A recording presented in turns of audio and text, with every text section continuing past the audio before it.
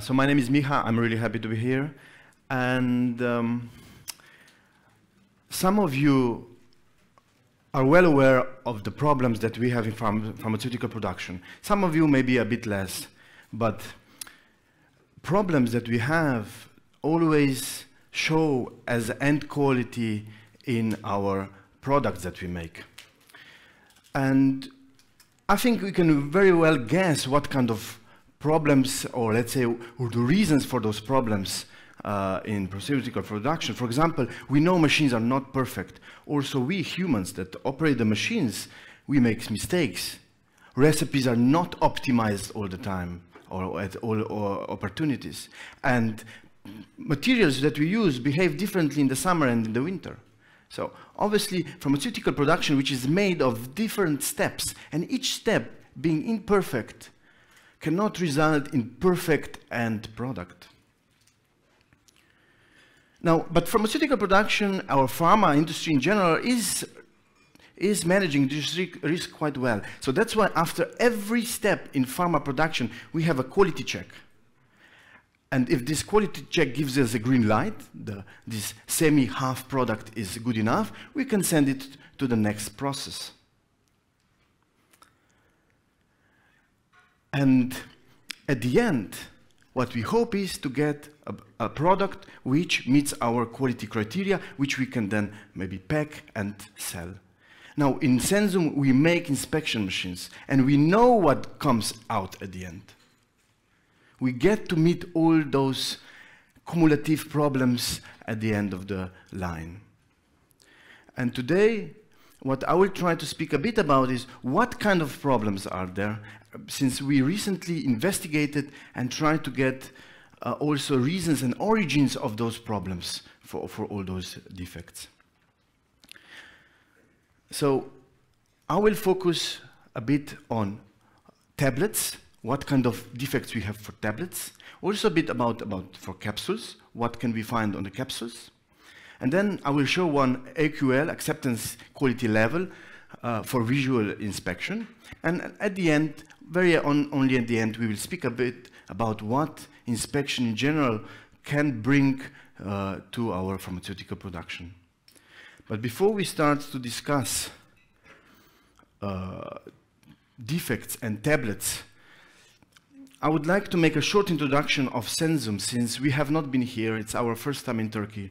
And we might not be as well known as our predecessors or speakers before me.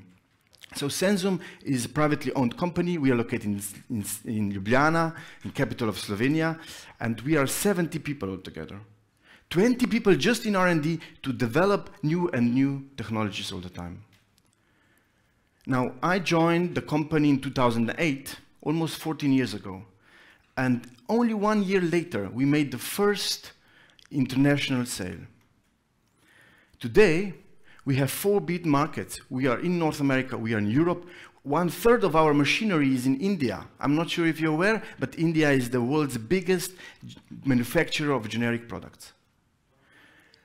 And also, we are in Japan. And this is something I always very proudly present.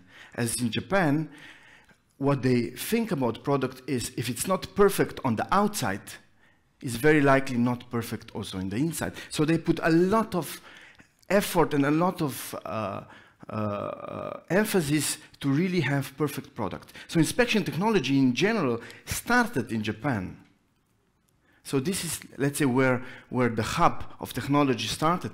But we came, we are fairly fresh company. We came and showed that we can do even more. And now we are regularly selling in Japan, even though most of our competitors are coming from there. Just recently, I spoke to a customer which came to us and said, hey, I want to know more about you, because they have a product which they are exporting to Japan. So they asked their Japanese colleagues, how should we control our product? And the Japanese colleagues gave them 4 companies. 3 of them were Japanese companies, and the last one was Sensum.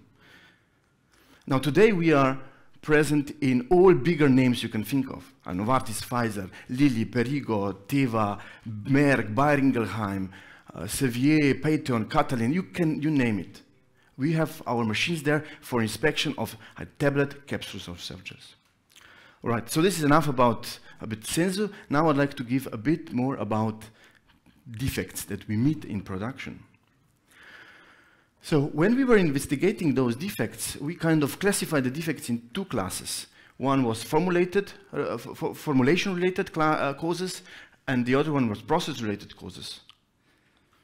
Now, if you think of a tablet, process-related cause would be if it's on tablet press or coating pen or coating process, this is a process-related cause. If the reason came before that, it would be a formulation-related cause.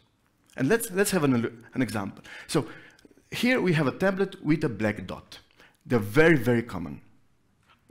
So if we think of a formulation-related cause, it could be the impurities already came in with the material that you got. But there are also process-related causes, like it could come in with lubricant that you're using. We were just listening about that just a presentation ago, right? So also, when we are pressing the material together, the material could get scorched, generating more black dots. Let's have another example. Black spots. Now it looks similar, but the origin is different. So here it's more related to coating process, and often it was related to titanium dioxide. Titanium dioxide, maybe you heard just recently, I think like half a year ago, there was a big boom about titanium dioxide as it's getting reduced. Now in food supplements, I think it was removed completely. Now in pharma, it's still staying, but it will be used less and less. Nevertheless, what's funny about titanium dioxide is it's harder than steel. So obviously our machines are mostly made of steel, and this material will do abrasion on steel, and these steel pieces can cause black spots. Also, this effect can be even enhanced if we are coating. Think of, let's say we have a coating pan, big coating pan, and there's, if our bed of material is like sliding up and down instead of just rolling like this, then with this sliding again, we can have more of such spots. Capping, we heard it at least twice already, and both Davy and Andrea both mentioned it 2 minutes into their presentation. So in one case, it could be from, let's say, it says fines from granulation. What it means is if we granulate our material in order to have better properties for flow and compression, well, it could be that the granulation process is not perfect, having steel powders in there, and that can cause capping. But it's not just that. It could be, of course, also a moisture problem. We mentioned before, could be proper binding material, or think of a punch. If I have a flat punch, of course the force is evenly distributed on the tablet. If you have a more concave punch, the force on the edges is much lower as in the middle. So less force, less compression.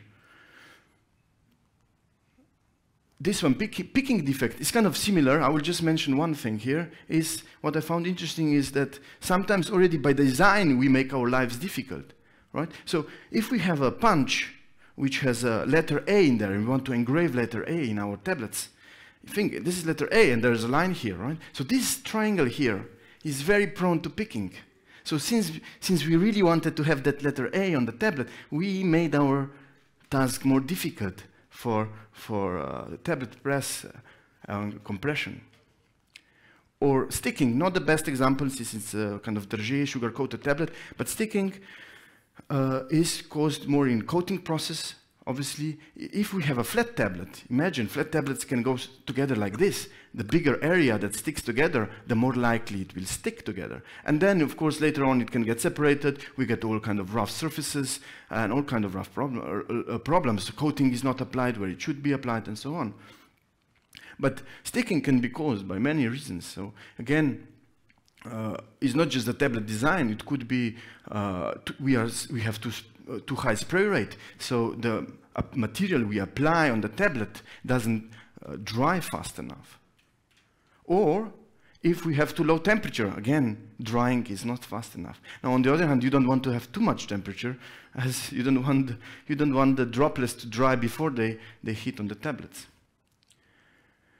Now, we have investigated other tablets. I will not go through all of them because I don't have time today, but if you find me later, I will direct you to kind of article that we have written and kind of investigated all kind of defects like lamination, chipping, thickness cracks, coating color deviations, and so on.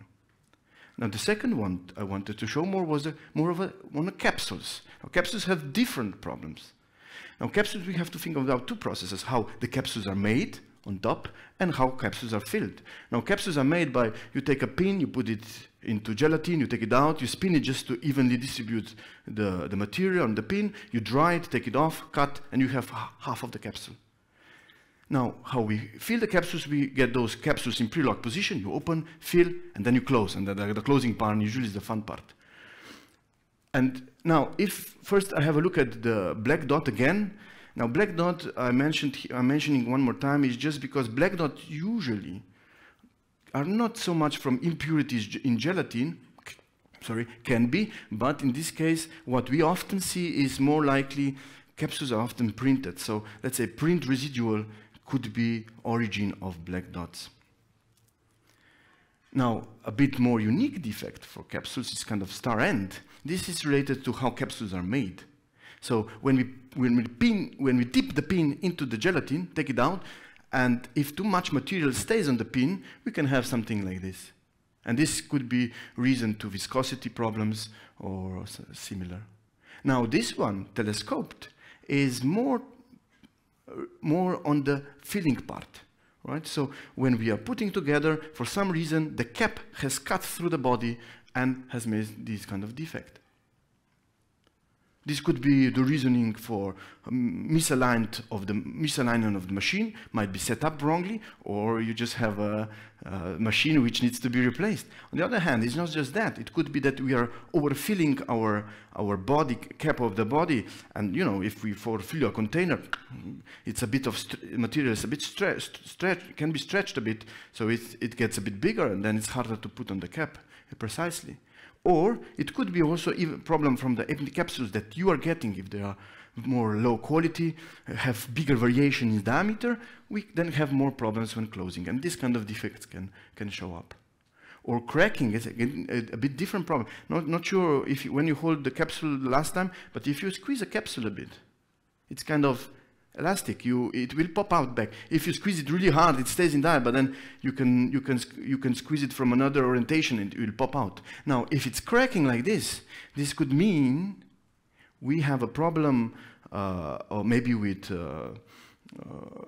storage, right? So if capsules get dry, they can crack like that. On the other hand, when they make capsules, they put in some material. I think it's called something like plasticizer, just to have this elastic properties. Maybe they didn't put that enough into the material, right?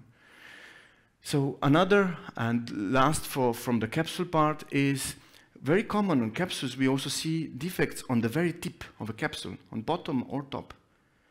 And this is usually most commonly, there are more reasons listed, but most commonly is due to too much force when closing. So there are more defects again. If you find me later, I can share where you can find more into depth into this. Is we have length problem. So length is kind of critical. If you leave it open, it can open later on. We have double caps, printing devil bubbles, empty capsules, and color deviations, and more. Now, we did get a bit of feeling what kind of defects we are getting in pharma production. But are all the defects treated the same? By Pharmacopoeia, we classify defects in 3 categories: critical, major, and minor. And critical is the one which is potentially impacting the well-being of the patient. So these are the most, let's say, criticals, right? So the second one is major, is not impacting the patient well-being anymore, but it's well visible and is possibly kind of giving doubts about the integrity of the product. And the last minor ones are small and also not impacting the patient. So here here is an example of AQL of my customer. So for in bulk production, let's say we have 1 million batch, what you will have to do is, at the end, we will do kind of AQL. AQL is statistical way of checking whether your quality is good or not of the batch. So think of it, we will check a sample, and the sample will tell us how actually the whole population looks like. And by pharmacopoeia, we have to take 1,250 tablets. Now, what we have here on the left side are different defects. And these are the defects that I was listing before, and these defects also get classification of the criteria, either critical, major, or minor. So they classify this, so for example, fremde Kapseln would be in German foreign capsule, and obviously they put it in kritische Fehler, would be a critical defect. So this type of defect, they classified as a critical defect. So they have specified all the critical defects here, they have then specified major defects, they have specified minor defects. And what you do is, you take a sample, you manually check those 1,250 capsules, and you fill in the table. And at the end, you sum together all the criticals into one number, you sum together all the major into one number, and all the minor into one number. And you get the 3 numbers. So how much of each is allowed in order to AQL be successful, so that you are allowed to send the bulk to packaging? Now, it's not always the same. So I checked for one customer, and they said, okay, we want to have 0 critical. That's obvious. We don't want to have any problems with patients. Now, majors, they allowed 1, and minors, they allowed 21. 21 of 1,250, it's almost 2%, which is allowed. So here, they were slightly different, a bit more of the major ones, and a bit less of the minor ones. Now, what this tells us is, when we do AQL, we know we have defects. And we still, as let's say the AQL was successful, we will still send it to packaging. What does this mean for us? What we know from packaging is that, of course, during packaging we can have problems if product is not high quality, machines stop, OEE or effectiveness is reducing, but this is the list of your problems. Those defects that you know you have in there will go to the market, and then you are risking deviation complaints. Now, let's think of our other scenario. What if that AQL was not successful? What do we do then? Well, then we have 3 options. We have a defective batch, so we have kind of 3 options. One option is to throw the batch away. Oh, we don't like that one, right? So the second one, this is not so common, is actually in certain cases you can grind the tablet back and recompress it. Now, I have seen this only in food supplement. I have not seen this in pharma. It could be there, but I'm not aware of it. So this is not something we will see often. Now, the last one is, obviously, you save the batch. You try to inspect it, remove the defects, and have your quality to the degree that AQL will let you go. Now, of course, if you do inspection, we have the following benefits. First of all, of course, you save the batch. Now, if it was not bad, if you still inspected it, you don't have problems at packaging. And then you are reducing risk of, let's say, complaints. But that's not all. What you get is exactly an idea what was going on in there, right? So if you think of the capping, which we mentioned so many times today, if you see you have capping, you can go back and see, oh, why do I have capping? Right? So you can go and improve. Is it a granulation problem or something else? Now, I haven't really spoken about how we can do inspection. We can do inspection 2 ways. One would be manual inspection. This is very common. You take 50 people, you put them in a room and do inspection. Now, this other one is, what we provide is obviously automated inspection. Now, many times I have done comparison of the 2. I will just say, for me, manual inspection is not inspection. Let's put it like this.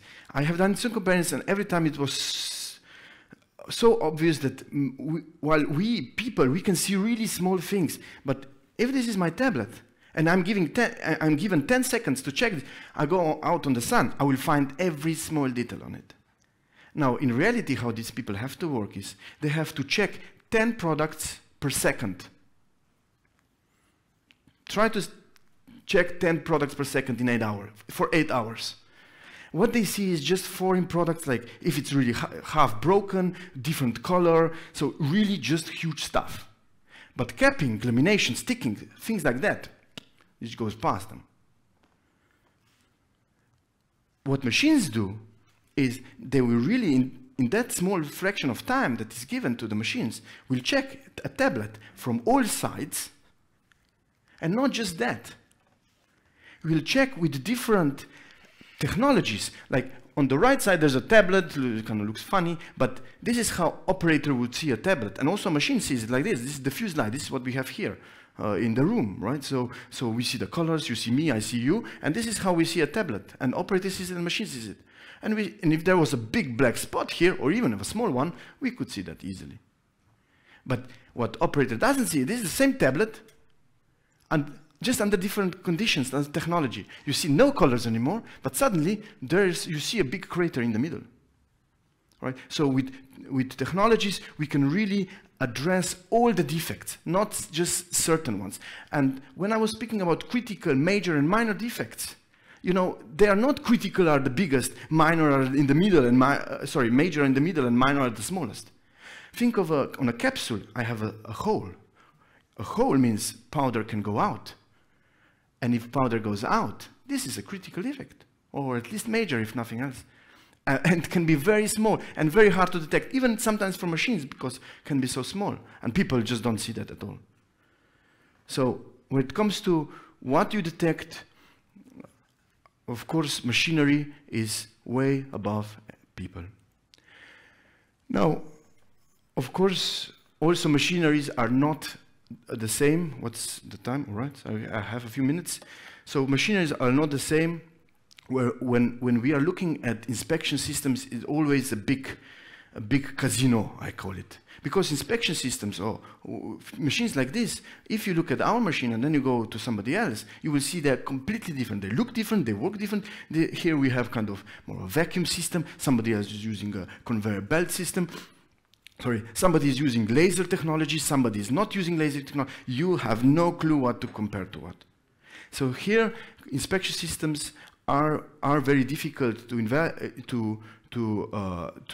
invest into, as they are very hard to understand and to buy. And that is why usually we also kind of promote try before you buy, because only this way you really know what you're getting. One of the biggest risks, imagine, okay, imagine this kind of machinery costs maybe as much as a tablet press, a bigger tablet press. Let's put it in that way, right?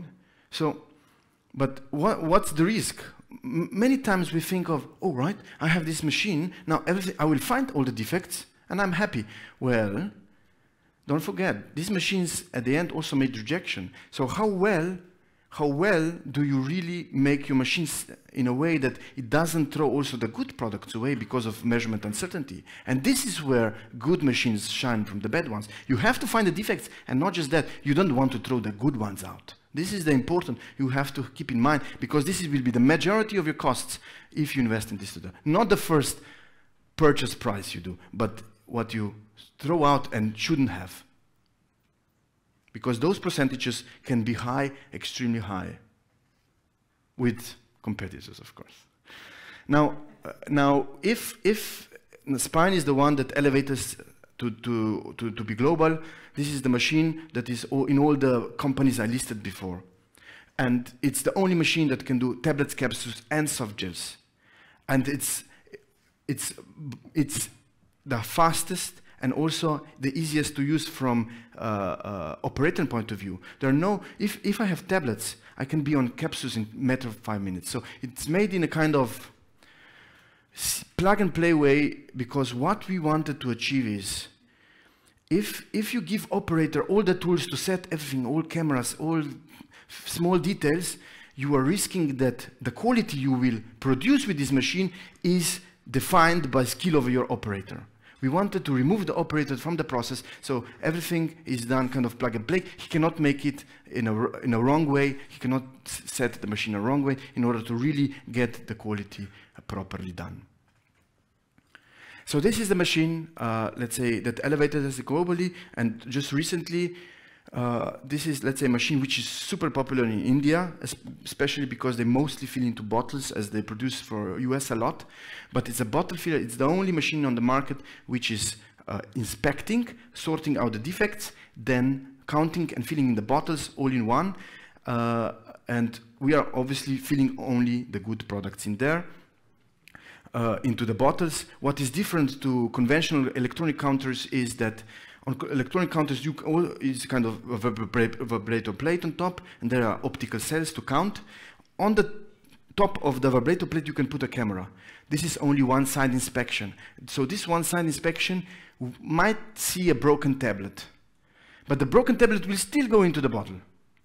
So here we first don't just find broken tablets, we find all the defects we have been discussing today, and then we remove them before we fill products into bottles. And at the end we really know that we have only good products within the bottles. All right, my time is up. I thank you very much. So I think you should be able to find me today around here. Otherwise, any questions also now or not? No? Yes, you have a question. From maybe competitors, we will see. Thank you. This we will see. Yeah. Actually, I have two questions. One, you mentioned these AQLs. Would be interesting, is this for the entire batch or is it for a number of tablets? So this is just for my knowledge. So when do they, let's say you have 1 million batch. Okay. You take 1,250 samples out, and with this you do AQL for the whole batch. Okay. Yeah. And the second is your machine. So you don't have it now in production to make a complete inspection. So I'm wondering, if you detect a defect, you will reject faulty tablets or capsules. But you also mentioned, so this would be a final quality concept. But you also mentioned that maybe you have a kind of QBD approach. So for example, for the capping. And then is the question, what kind of parameters would you transfer, for example, to control the tablet press that not the capping effects doesn't exist anymore? So currently how it's done is at the end you get the batch reports and there are all the details. You get to see from every camera what kind of defects it found, meaning you really know where my defect on the edges, were on top, were they within engraving, and so on. So you extract a lot of information. For now we just give this information to the user, and if they want to do a book, let's say, feedback to the previous processes, it's done manually. So our machines are not automatically doing kind of QBD to connect them back to the process that we are making, right? Okay. So Thank you. have I answered the question or not? No. Yeah, mostly. Okay. Anyway, grab me later. Yeah. All right. Thank you very much. Soru sormak isteyen var mı? Okay. So then I invite the next speaker, which I don't know. Thank you very much. Thank you.